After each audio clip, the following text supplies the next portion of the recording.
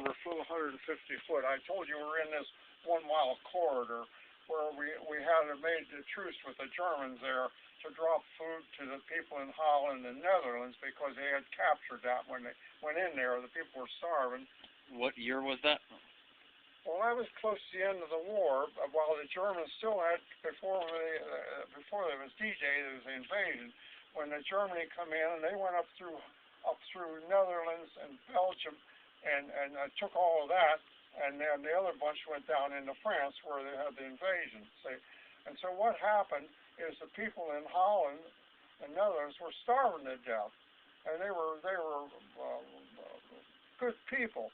So we made a truce with the Germans that we had a 1 mile corridor that we flew across the North Sea, and I think it was Amsterdam, and then made a 90-degree turn and flew about 60, 70 miles up through Holland, and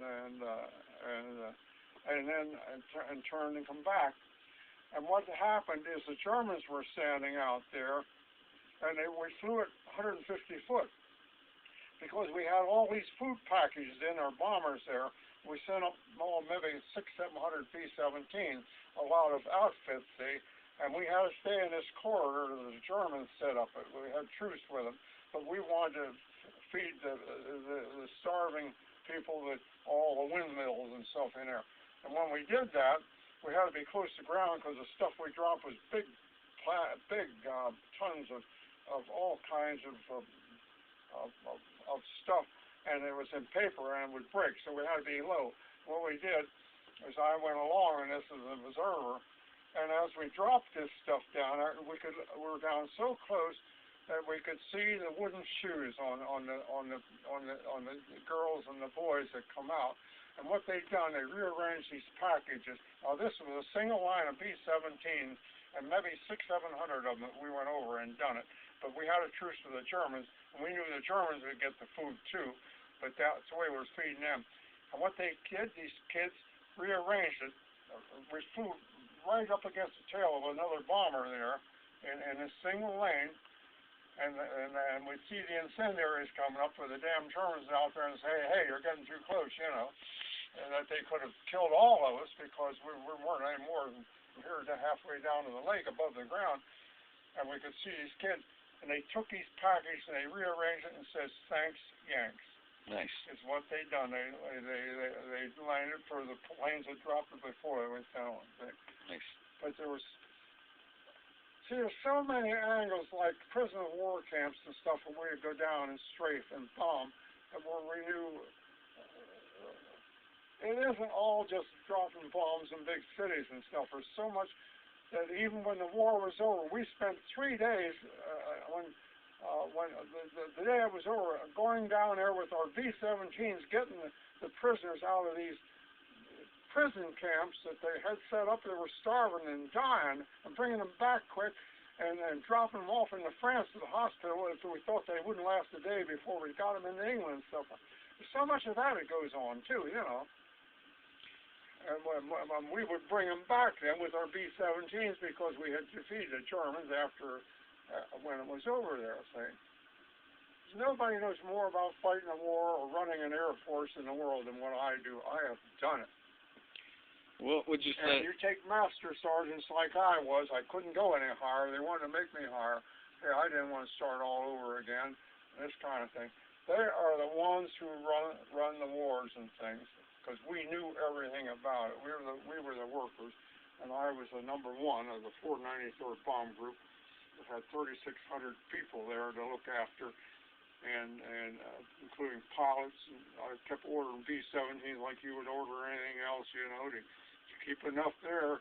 It was shot down or was wearing out. Engineering calls, hey, we need 10 new ones or something like this. I said, okay, I'll get them for you in a week or two or something like this, you know. That was my responsibility. That's amazing. The thing is, I'm a very intelligent person. I've been in many things all my life. I've been a tremendous success. Like right now, I'm #1 in the world, providing 4130 to the racing industry worldwide. 4130, which is like kind of that's aircraft-grade steel. Alloy tubing. All of the... Don't get me on that subject. People in America is crazy about speed. You go to The largest spectator sport in the world is racing. NASCAR and Indianapolis. And the reason is these guys go so damn fast that they put them in a steel cage and they're straps, and no way can you go 180 miles an hour around a flat trap and destroy you right out. They're strapped inside of that cage, and what keeps racing going is accidents. The day that you don't see accidents in racing, there'll be no racing. What people want to see, they want to see high speed. They want to see that car go up there, do 8, like this one done 9 turns, come down, caught a fire, and the pilot walked out of there on safety, you know. And they're strapped into them. And my material is the strongest material. It's called aircraft grade steel. It's 2.5 times stronger than other steel. Therefore, it's lighter, so you don't carry too much weight around. You get more power. Airplanes fly because they're not carrying as heavy a load, and that's why it was designed that way. And that's what it is. And I'm #1 in the world in 4130. And that was all a result because you came back from the war and you wanted to keep flying, so you started building aircraft? Because all of us pilots who wanted to keep flying, you couldn't buy airplanes. Everything the government had used all the stuff up. I was the first one ever to start it up here on the whole damn East Coast, and that's another story in itself. I just flew 50 hours up over the mountains here, where if anything would have happened to me, I wouldn't have hurt anybody, see? The FAA got in here. I'll give you a little bit on that. What has happened is up down here at Harrisburg, the FAA controls all the East Coast of flying. If you want to build an airplane, you've got to call the FAA. What they'll do is they'll come out there and say, well, you do this.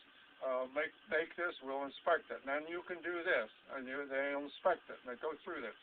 I had to go through all that. I opened up all of the home building flying in eastern United States. I was one of the first ever to do it for this reason. I went down to the FAA here, and I got out, and I'd done what they told me to do, and they give me this area up here. What it is, they give me a 25-mile radius from my place here. But I only could get in the radius that went from the west to the north, a quarter of that. And I had to stay out of the first 15 miles. But I only could fly in the last, it's 25-mile radius. I only could fly in the last 10 miles, which got me up over the mountains here, so far out here. It's out where the turnpike tunnels start, where I wouldn't hurt anybody, see? And that's where I spent 50 hours until I have the airstrip here. Then what happened, I had my own airstrip here, and after I had 10 hours of flying or something, they fell into space, and I could use the airstrip. Well, I had a mile corridor that I had to fly from here over in this direction over here to a little airport where I could get gasoline, and I could go there and fly in this last quarter here, and that's what I went through. Now, it's entirely different. And here's what happened with the FAA. The FAA, they come in here and inspect my airplanes. And I got pictures up here that I started to build airplanes for everybody else that wanted airplanes. I'm a professional builder. I build them for world competition like you see World Athletics. I build airplanes for people. I say, give me your checkbook, I will build you. And I would, if you're a boat builder, you get a yacht builder to build you one and paint it and do it what you want. I've done that with airplanes. So most professional flyers in the country, lawyers, big lawyers and stuff. They said, we want to learn to fly, and we want this kind of an airplane. We want to do acrobatics. I built them for world competition. It's went to New Zealand, went to Germany, went all over and competed with those people that has home built. The highest quality there is, see? I'd make them give me a checkbook, let me sign it, take the wages I want, buy all the materials, paint it whatever I want, and I got pictures of it here. There's a picture over here of 4 of them on with me standing there to see them. And I done that, and I opened it up. Here's what finally happened with the FAA. When I was doing an airplane for somebody, I'd say, come on in and have a look at it. They would come in and look at it. They would not even look at it anymore. They said, hell, you know more about what we do. They say, give us the papers, let us sign it. This is the FAA that controls the whole East Coast. And what would happen would be this, is